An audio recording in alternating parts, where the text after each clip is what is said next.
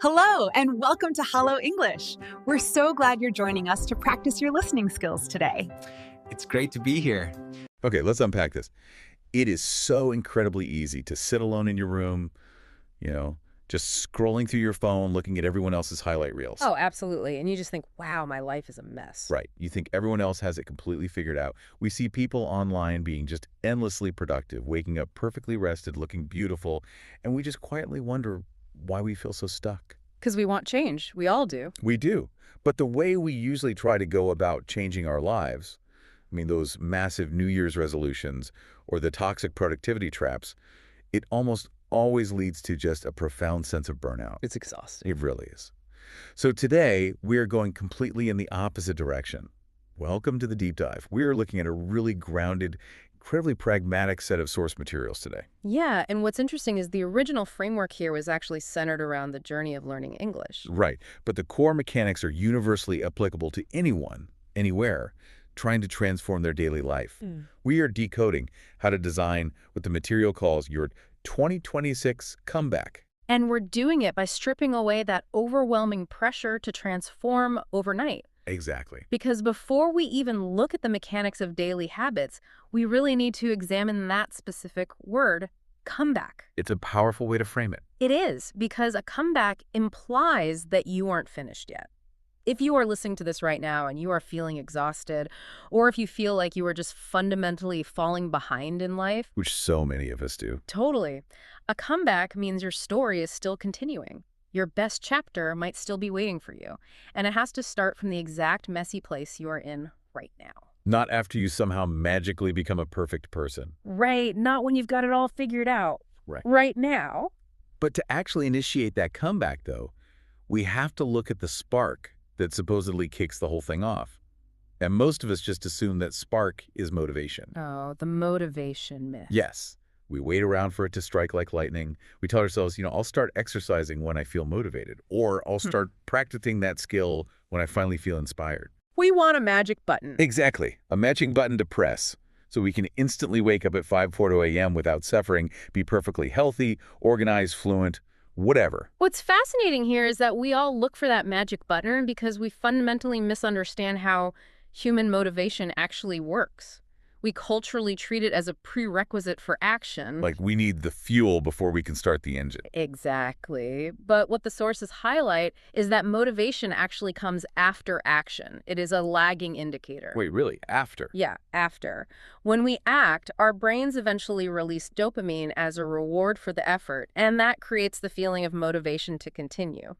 But we expect the chemical reward before we even put in the work. Which perfectly explains the classic January 1st trap. Oh, definitely. People make these massive extreme plans to reinvent their entire lives. They set an alarm for 5 in the morning, they buy the expensive planners. And by January 4th, they are exhausted and eating snacks at midnight. Exactly. And what the sources reveal isn't just the cliche that resolutions fail, but the neurological reason why. They relied entirely on a temporary emotional high. Right, and when that high naturally faded, the action just immediately stopped.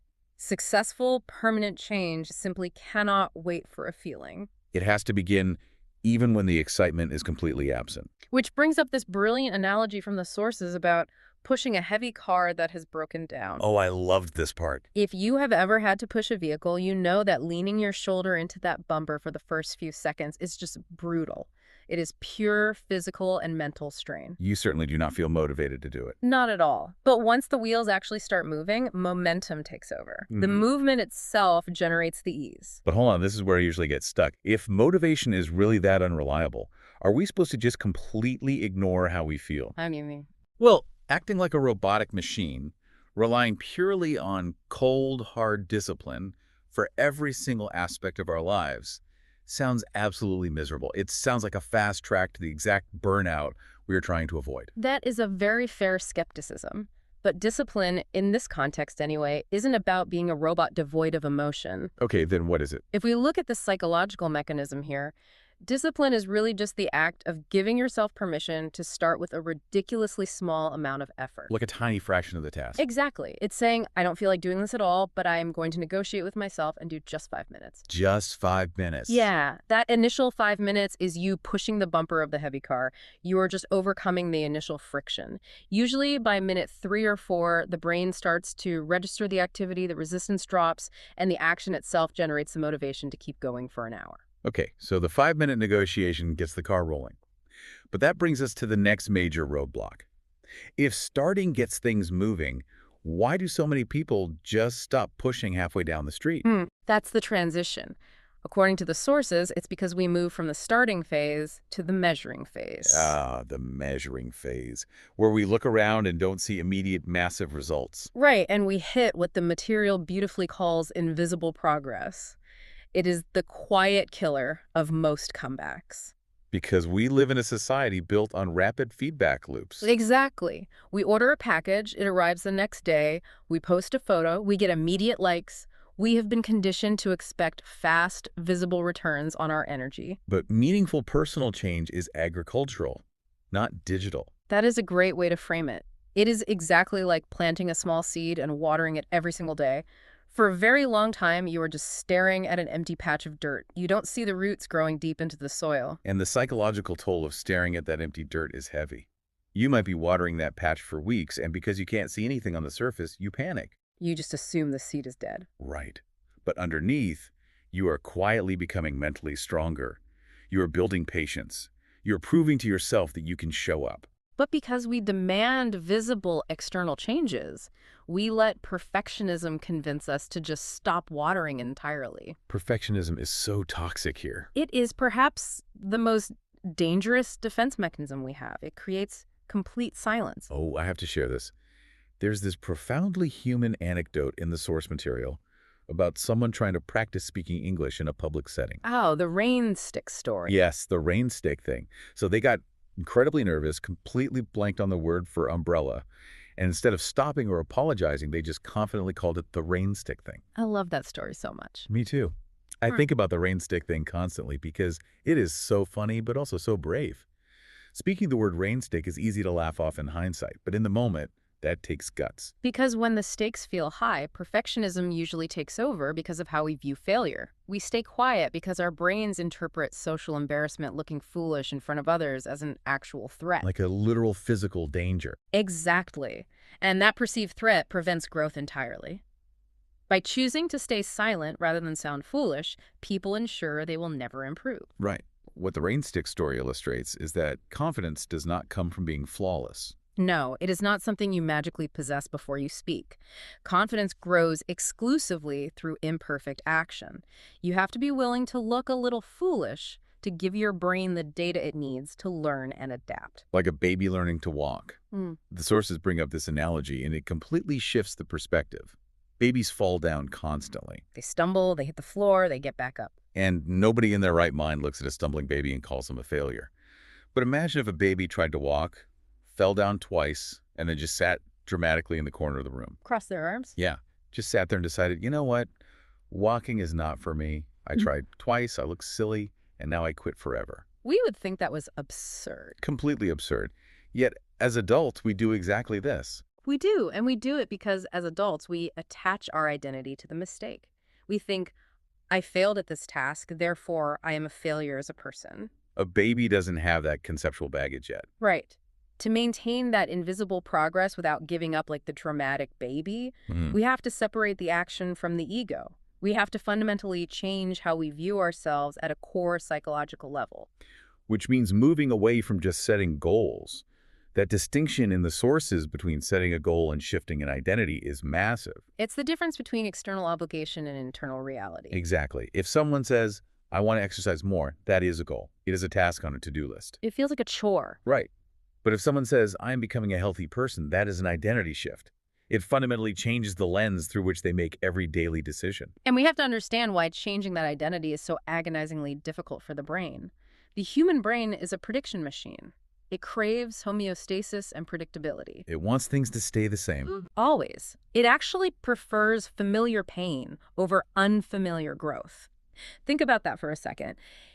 Even if your current habits make you miserable, even if you hate your daily routine, it feels safe to your nervous system because it is a known quantity. Your brain knows exactly how to survive in that familiar misery. Exactly. Starting a new, healthy routine introduces unpredictability, which the brain interprets as a danger. Okay, here's where it gets really interesting. And honestly, where my BS detector immediately goes off. Uh-oh. No, seriously, if you are listening to this and you spent the last decade eating junk food and avoiding the gym, looking in the mirror and saying, I am a healthy person, feels like a massive delusion. Sure, you feel like a fake. Right. Your brain knows you are lying.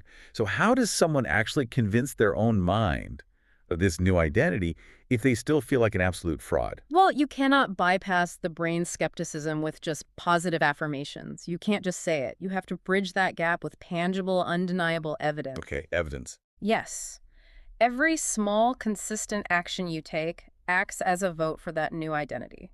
You are essentially building a case in a courtroom for your own brain to review. I love that. A courtroom for the brain. Yeah, and you don't need a unanimous victory on day one. You just need to start accumulating votes. Drinking 1 glass of water instead of soda is a vote. Studying a new skill for 10 minutes is a vote. Speaking kindly to yourself when you make a mistake is a vote.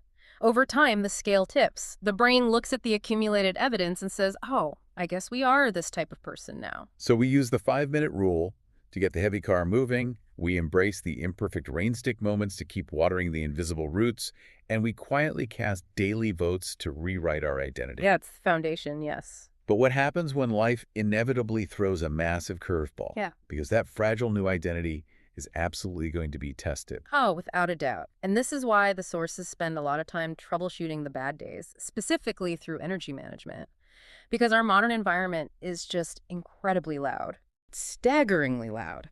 Constant notifications, algorithmically designed short-form videos that fracture our attention. And the endless, quiet comparison on social media. The brain never truly gets to rest. And what happens is that people begin to mistake deep emotional exhaustion for laziness. That is such a crucial point. They look at their inability to start a task and think they lack willpower, when in reality their system is just overloaded. There is a massive difference between apathy and exhaustion. When you are constantly consuming negative news, witnessing angry arguments online, feeling the pressure of everyone's curated highlight reels, your mind becomes physically heavy. Which is why the sources offer some very specific self-defense mechanisms to protect that cognitive bandwidth, starting with a brutal but necessary rule. Do not look at your phone the minute you wake up. Never. Opening your eyes and immediately looking at your phone is essentially inviting the noise, stress, and demands of the entire world into your bedroom before your feet even hit the floor. It creates an immediate cortisol spike. You are hijacking your own brain chemistry. Right. The sources suggest carefully curating what you consume, treating information like food for the mind. Stretch, drink water, open a window, sit quietly. Because your mind will absorb the energy of your immediate environment. But let's apply this to a really visceral listener scenario. Let's say you protect your mornings, but you still just have a brutal week. Work is incredibly stressful, the kids are sick, you are running on 3 hours of sleep. A very real scenario. Right. And your new identity vote was supposed to be studying your new skill for 1 full hour. You simply do not have the energy for the hour. So what do you do?